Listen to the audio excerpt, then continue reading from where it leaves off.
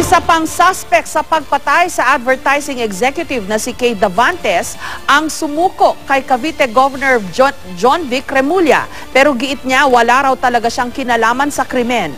May exclusive report si Dante Perelio. Kasama ang kanyang lola at ina nang dumating sa Cavite Provincial Capital ang 23 taong gulang na suspect na si Jo Marie Pepito.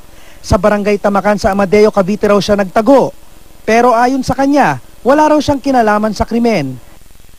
Nakiusap lang daw ang kanyang kaibigan na sina Joric at Decimo na makipagkita sa isang supermarket sa Las Piñas upang magpahatid gamit ang kotse ng kanyang amo.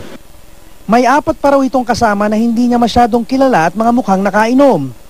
Dumiretso raw sila sa isang subdivision kung saan bumaba ang 4 at naiwan si Decimo.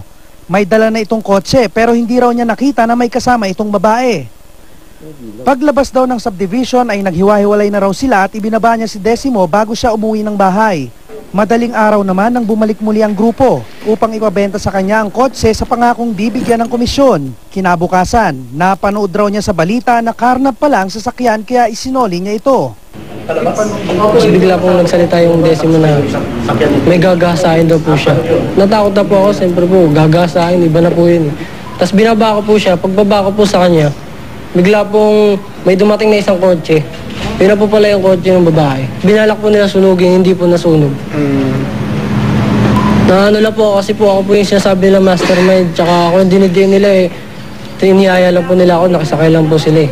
For the meantime, dadali muna namin sa opisina namin para magkakanda kami ng konting investigation.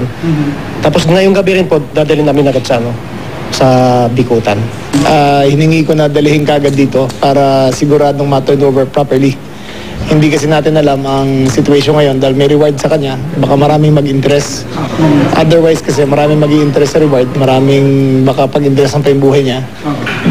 Hindi natin malalaman kung ano talaga nangyari.